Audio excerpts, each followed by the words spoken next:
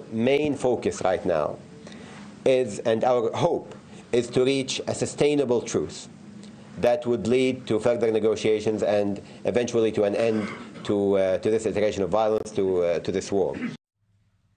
Qatar is reportedly working on a new phase of this Gaza truce deal that will include men, potentially soldiers as well. Right now, it's been virtually exclusive to Israeli women and children who were taken. Negotiators are reportedly in those discussions now. They believe there are enough women and children in Hamas captivity to extend the truce by another 2 days, but then the discussions will then turn to the men and the soldiers who are held by Hamas and other groups as well.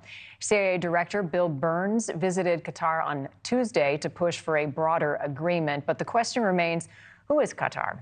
Why is the Arab nation acting as a mediator? Something you may not realize is Hamas has a political office in the Arab nation. It has had one there since 2012. This was at the request of the United States. Joining me now to talk more about Qatar's role in this conflict is activist and policy advisor Chama Mechtaly. Thank you for being with us. What can you share about Qatar, their role? What should people know about their involvement in the negotiations and how much power they have?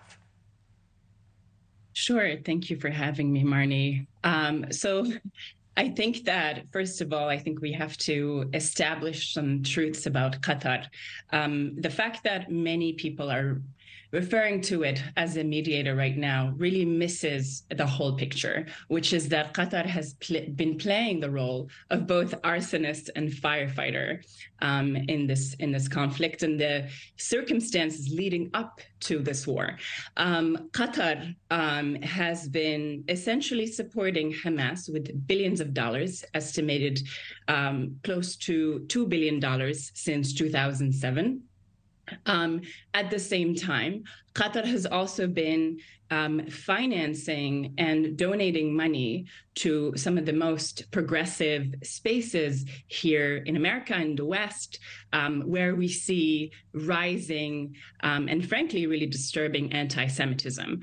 And Qatar, with the leadership of Emir Sheikh Hamad, in 2007, was essentially pushing for what has become the instrumentalization for the struggle of Palestinians, to use it as political currency across the region. Qatar has also been supporting the Muslim Brotherhood across the region, and has been supporting financially and otherwise the ideology of Islamists across the Middle East and North Africa.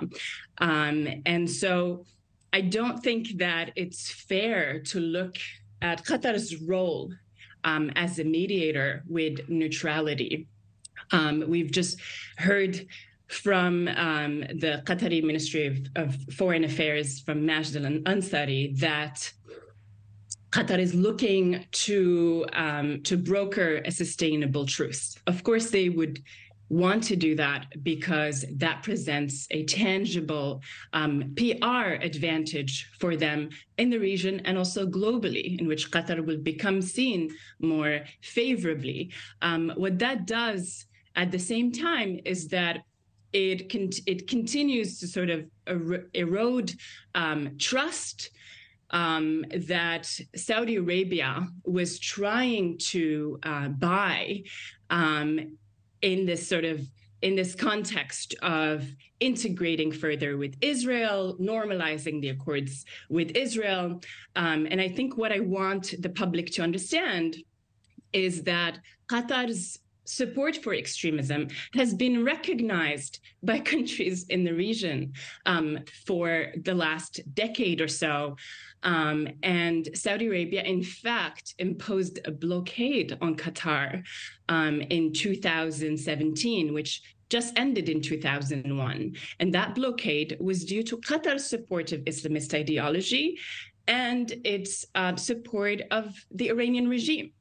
And unfortunately, the blockade didn't really lead to Qatar being held accountable for their nefarious and, quite frankly, very damaging actions in the region. Thank you for watching. Go to newsnationnow.com to find NewsNation on your television provider. And don't forget to click the red subscribe button below to get more of NewsNation's fact-driven, unbiased coverage.